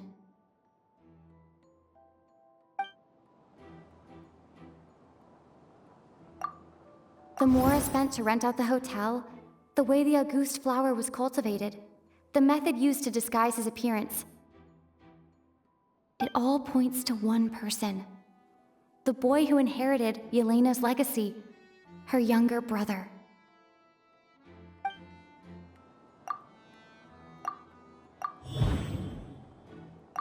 Kiria and Edgar are one and the same. But Kiria was only in his teens back then. He wouldn't even be 40 years old by now. Edgar's lived here for so many years. Even if he changed his appearance, going that long without giving anything away, it would be impossible. Bad news, Sheriff! Mr. Edgar was attacked! What? A dark shadow-like figure just ran out of his room. It was giving off a really ominous aura. But before we could even react, the figure up and disappeared like some sort of ghost or something.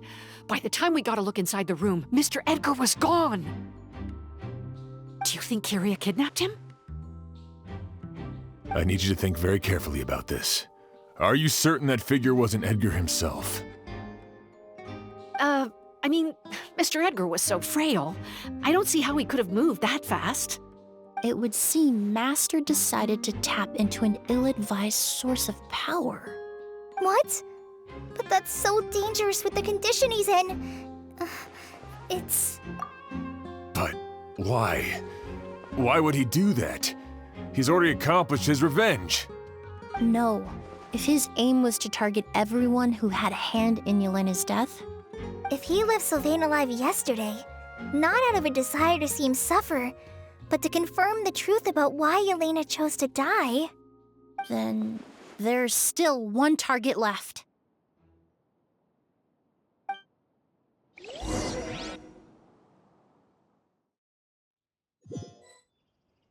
The shadow-like figure ran in the direction of the elevator, and my partner immediately chased after them.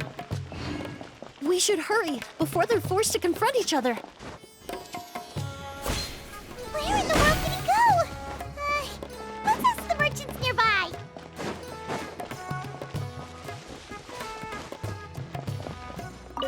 A shadow-like figure with an ominous aura. Sorry, I didn't see anything. I was busy taking inventory.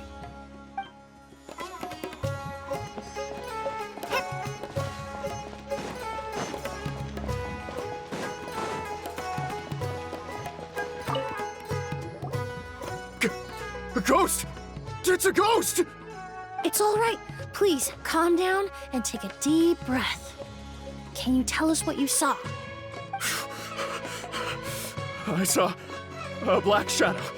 It ran right past me.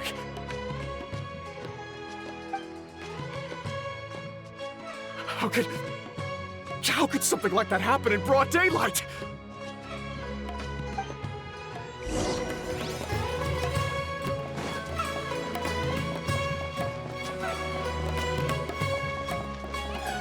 This is terrifying. No! Don't come any closer!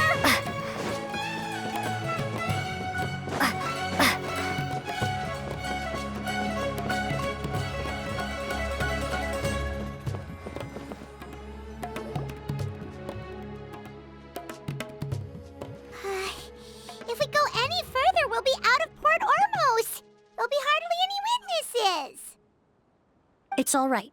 I can detect a faint whiff of the scent from here. I would say he passed by this location not too long ago. It's this way. Please, follow me.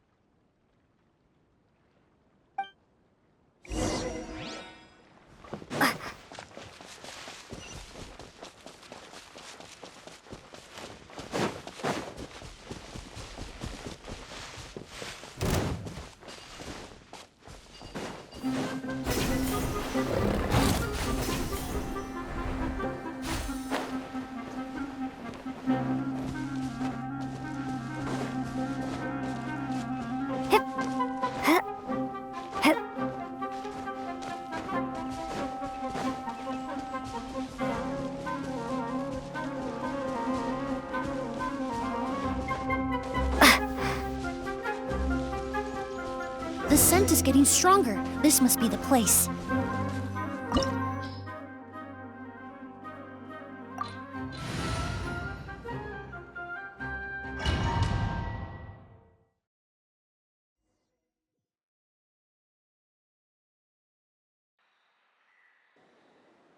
Oh!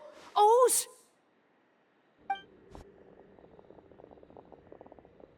Are you all right? Were you attacked? No, I'm all right. I was just chasing after that figure, and then, all of a sudden, I didn't feel so hot. Let me take a look. The air definitely feels heavy.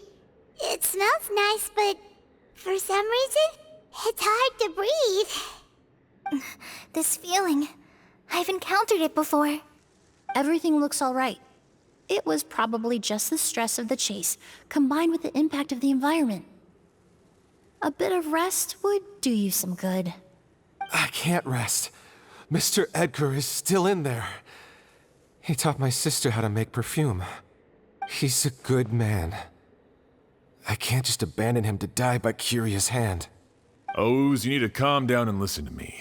Edgar is the one we're after. He and Curia are the same person. But how is that possible? I thought you said Curia was in his 30s. Mr. Edgar is 70-something. Changing your appearance to look decades older, that doesn't seem possible. That's precisely why he had to resort to extraordinary measures to age himself. Curia used a delusion to bring back the Auguste flower, corroding his body in the process, just like his older sister. No. He couldn't have. Mr. Edgar has been in Port Ormos for years. If someone started impersonating him all of a sudden, we would have noticed. And what if the impersonation started before he ever set foot in Sumeru? I've yet to confirm it, but I suspect Curia killed the real Edgar in Fontaine not long after his release from prison. While Edgar was incarcerated, Curia started making preparations to replace him, including forcefully aging his body, studying perfumery, and planning the real Edgar's demise. The new Edgar then decided to relocate to Sumeru, seemingly out of an innocuous desire to let go of the past. He even left perfume making in favor of mentoring students. But these decisions were all for a specific purpose: the need to distance himself from anyone who might see through the facade. And Sumeru fit the bill to a T, with no one around to question his identity. All he had to do was grow a beard, don a pair of glasses, make a few minor alterations to his appearance, and everyone would believe he was exactly who he claimed: Edgar, a perfumer from Fontaine. As the years went by, he removed his disguise little by little and continued to refine his skills. It would have been a gradual process, one that ensured no one around him would notice anything unusual. That explains why Sylvain said he barely recognized Edgar back at the hotel. He aged himself decades beyond his years just so he could accomplish his revenge. Is that even worth it? I need to find Mr. Edgar. He's not that kind of person. He can't be. What you really need is to get out of here and rest. No, I can keep going. Wait! This environment is likely being influenced by the delusion. Any discomfort, no matter how slight, should not be treated lightly. I know how to relieve your symptoms, Mr. Ooze. Please come with me and rest. I'm sure Kiria... No, Edgar wouldn't want any more innocent people implicated in all this. Kale's right. The Traveler and I will take things from here. From our brief exposure to a goose, it would seem the substance has little effect on us. This leads me to believe those blessed with a vision or capable of wielding elemental power are more resistant to the effects of abnormal elemental energy. In other words, this environment doesn't pose as much of a risk to us. Actually, now that I think about it, this stronghold likely has multiple points of entry. If the target were to escape from a different point of entry, that might allow him to evade capture. I hate to trouble you, but we need people to survey the perimeter.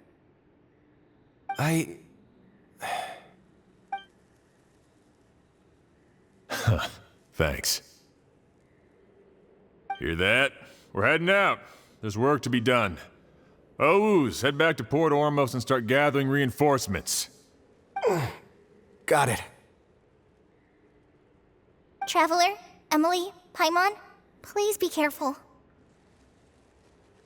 For someone whose only purpose in life is revenge, there's no telling what they'll do when there's no reason to move forward. Don't worry. This isn't the end. Not for us or for Kiria. We're not going to let a goose kill anyone else. It's time for the mythos to fade into obscurity.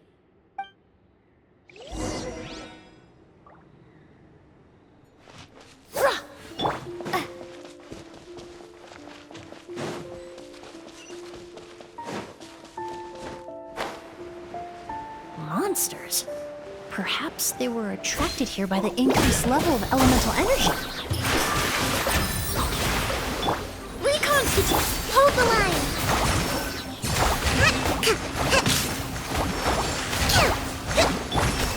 Scatter!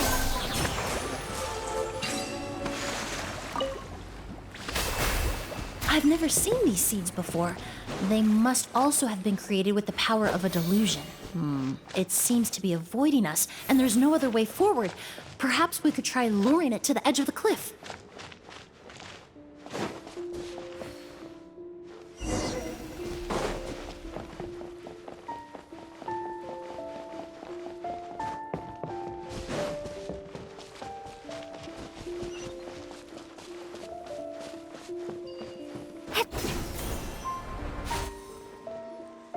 Whoa, look at all the Auguste flowers!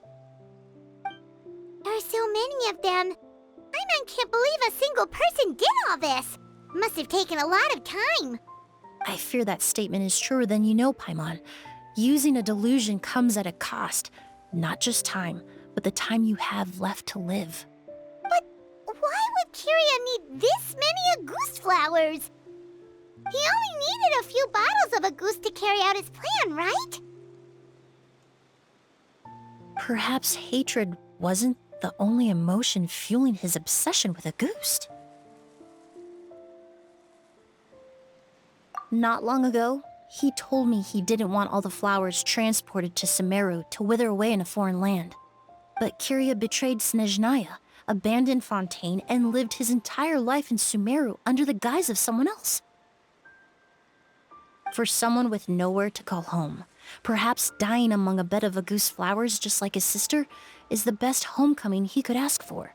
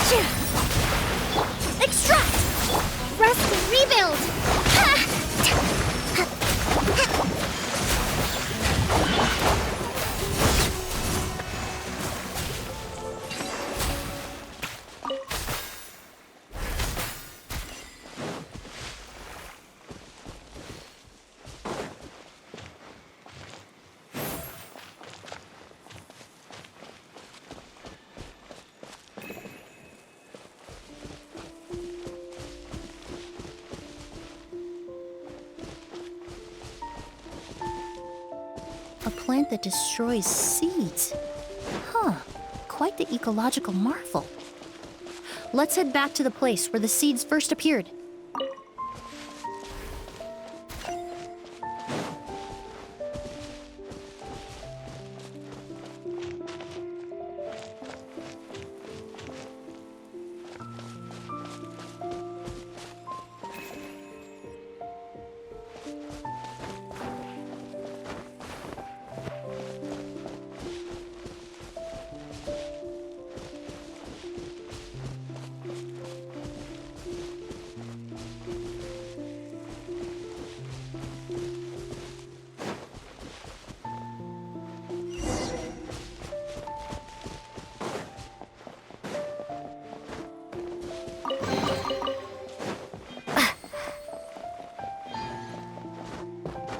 The scent of flowers is getting stronger. We're almost at the end.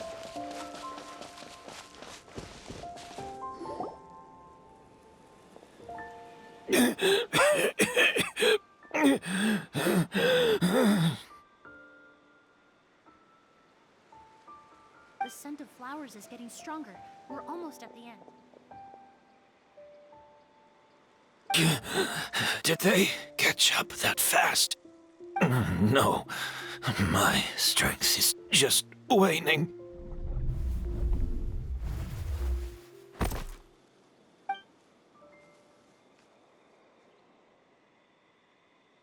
But it doesn't matter. This is far enough.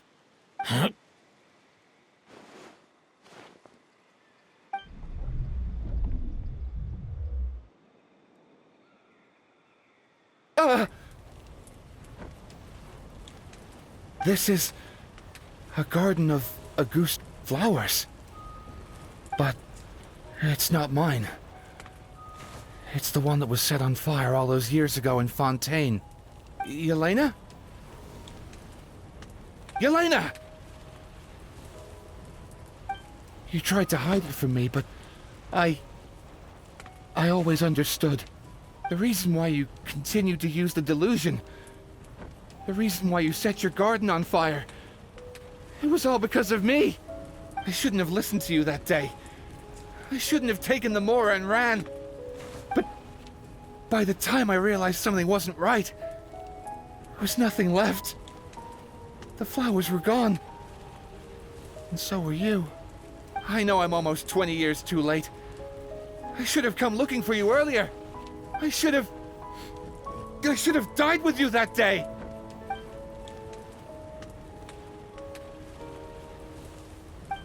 Yelena?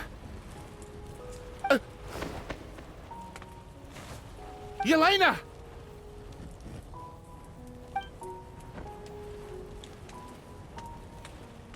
No! Don't leave me! Please! Yelena!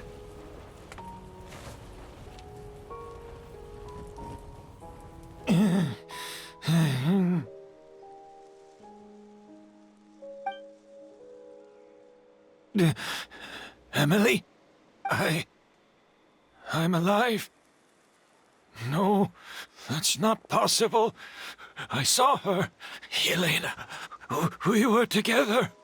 That was an illusion, likely brought about by the residual toxin in your body coupled with the pollen in the air, neither of which are fatal.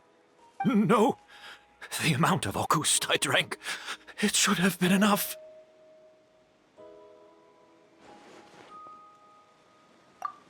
A fake? But how? We started making the preparations last night with one goal in mind: to create a perfect accord. The accord is the basis of perfume making, the product in its most primitive form. Ambergris mixed with cedar wood, rounded out with a base note of agar wood. This is the scent of leather? Exactly. We're unable to extract essential oils from leather, but by combining other raw materials, we can recreate its essence. That is the purpose of an accord. Does that mean you can recreate any scent in the whole world? I'm afraid not. Certain fragrances in this world are simply one of a kind. That quality is what draws people in and fuels their obsessions. If I wear a goose to the ball, I'll also be one of a kind. Our competitor already got their hands on it. Hurry while I'm It behind. doesn't matter how much it costs. I have to buy something better. This fragrance will be one of a kind no more. Myths can be deconstructed, miracles can be recreated. All it takes is skill, experience, limitless exploration, and a little patience.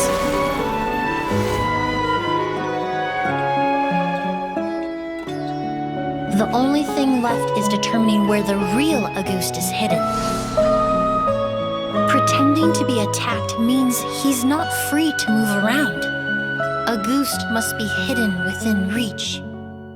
Paimon took a peek through the window earlier and his house was packed with flowers. The curator commissioned a flower pot from Kasharawar capable of retaining heat and moisture. Perfumes are as beautiful as flowers, and equally as delicate. When stored, you must take care to control the temperature and keep them away from direct sunlight.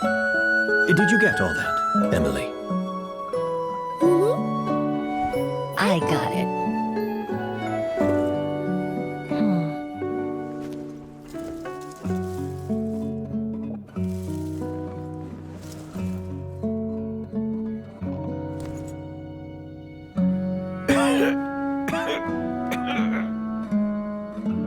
Did you hear? Someone was attacked again last night. So, Sylvain is dead. Is that right? Yes, Master. So, you switched the bottles of Auguste, and then lied to me about Sylvain's death. Convincing you that your revenge had been completed was the easiest way to get you to let down your guard. Impossible. Even if you found a way to switch out the bottles, there's no way you could have made an accord. If Auguste was so easy to replicate, Elena wouldn't have. It was a combination of rainbow roses, glaze lilies, and Cecilias. Those ingredients would have conflicted with each other if you tried to combine them in the past. But recently, we found a way for them to work together. Rainbow roses, glaze lilies, and Cecilias. Auguste was created over 10 years ago. All this time, people never stopped analyzing it, never stopped trying to recreate it. Perfumery techniques are advancing day by day. We've found better ways to extract essential oils, separate oils and fats. We even discovered new ways to combine fragrances together. The mythos surrounding Auguste may have been untouchable almost 20 years ago, but now it's time for it to become a thing of the past. The past? You've been working as a perfumer for all these years. You should have always known that it is possible to make an accord, even if only in theory. But the meaning you assigned to Auguste became so inflated, you allowed yourself to get lost in it, just like the perfume mania that captivated the public all those years ago. You believed in its divinity and grandeur. You believed it was entirely one of a kind. Your obsession with Auguste is also what allowed us to predict how you intended your plan to end, and to make preparations in advance. We just didn't expect it to happen so fast.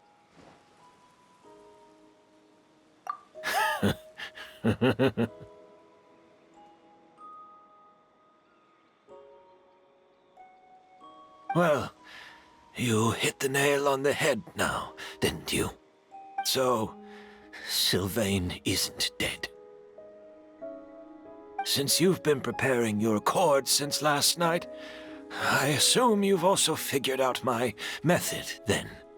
That means the news of Sylvain's death. The crowd gathered outside the hotel this morning. It was all an act you put on with the sheriff? Yes. If we hadn't, you might have resorted to the delusion out of desperation, or continued to use your spirit borneal and Auguste combination to wreak havoc. Who knows? Maybe I would have just offed myself then and there.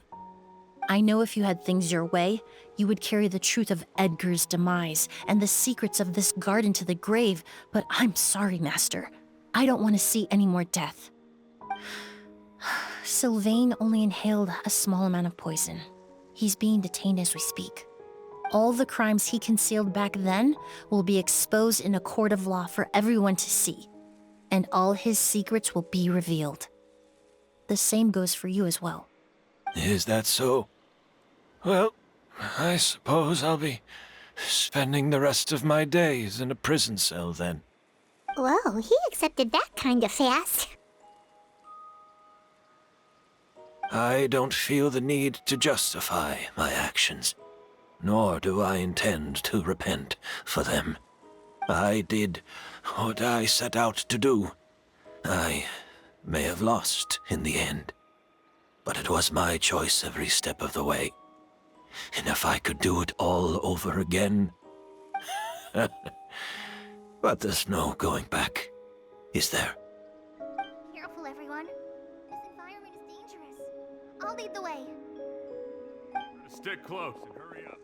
We can't let Edgar die. Looks like I'm almost out of time. Although, I do have one final question, Emilie. Of course, Master. The combination you used to make your accord. How did you figure it out? The scent of Auguste is complex and varied, yet the main ingredient consists of a single variety of flower. So, as I was analyzing the sample yesterday, I got to thinking, what if the scent of the Auguste flower was already imbued with that complexity during its cultivation? You're saying Yelena designed Auguste to have the scent of multiple flowers? Rainbow roses, glaze lilies, Cecilias. The perfumers of the past knew that if you combined their essential oils directly, they would just cancel each other out. It was a conundrum they could never solve. But if you cultivate a new flower species that intrinsically carries the unique features of those three scents, you can bypass that issue entirely. It goes without saying that for that time, this idea was a stroke of genius. Rainbow roses, glaze lilies, and Cecilias. Those really do seem like flowers you would choose, Yelena.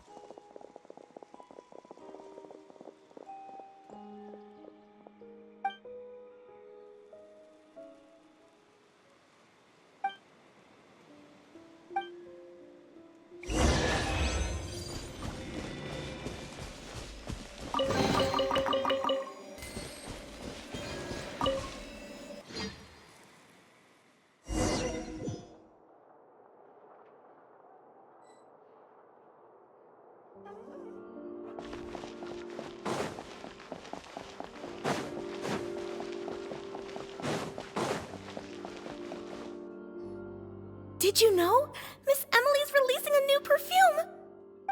Right, I heard about that. I think it's called Yelena.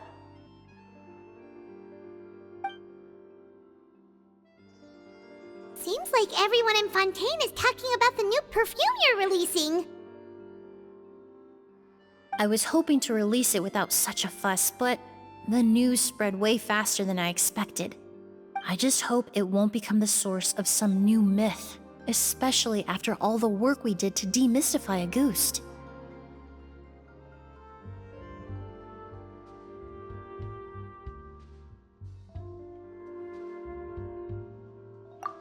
I did, although I made a few modifications to the formula to make the scent more pleasant and long-lasting. I actually brought a few samples with me today. I hope they're to your liking. Also, I was hoping you could try out the fragrance before I officially release it and tell me your thoughts. Of course! A good sense of taste and sense of smell go hand in hand, you know? Just leave it to Paimon!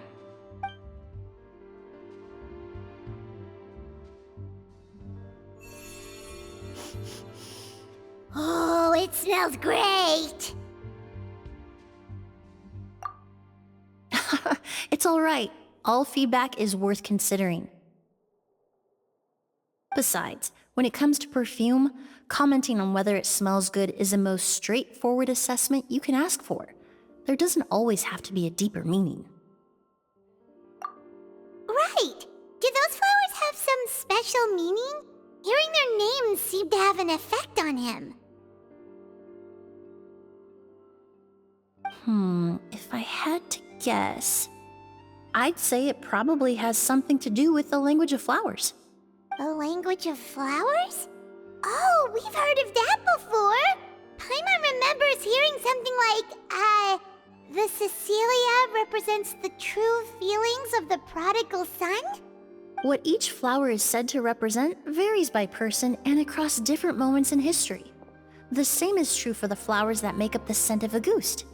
After returning to Fontaine, I did some research, and it turns out the meanings of those 3 flowers can be reassembled to form a single phrase. Forget the past and keep on living. Perhaps that's the legacy Yelena always intended, not the nobility and grandeur most people associate with Auguste. You think Kyria knew about that? I paid him a visit before his trial and explained what I found, but he didn't seem to care. Who knows? Maybe she didn't mean anything by it at all. That was his response. Yelena is gone. We'll never know what she was thinking. We can look for meaning all we want, but it'll never be anything but conjecture.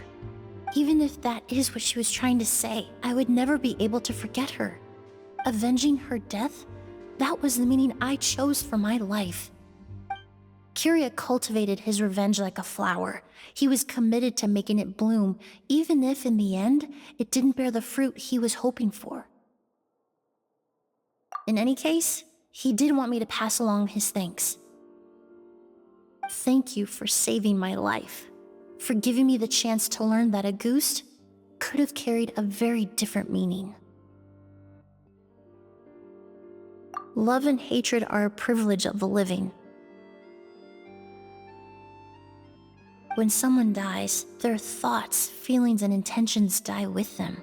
In that sense, what Auguste truly represents in the language of flowers will forever remain a mystery. But even if it's only a conjecture, I would like to believe my own interpretation. The meaning we give to flowers, the symbolism we assign to our perfumes, they're constantly twisted and exploited in our imperfect world. And yet, at the very outset, they're born from the simplest and most beautiful desires we hold in our heart.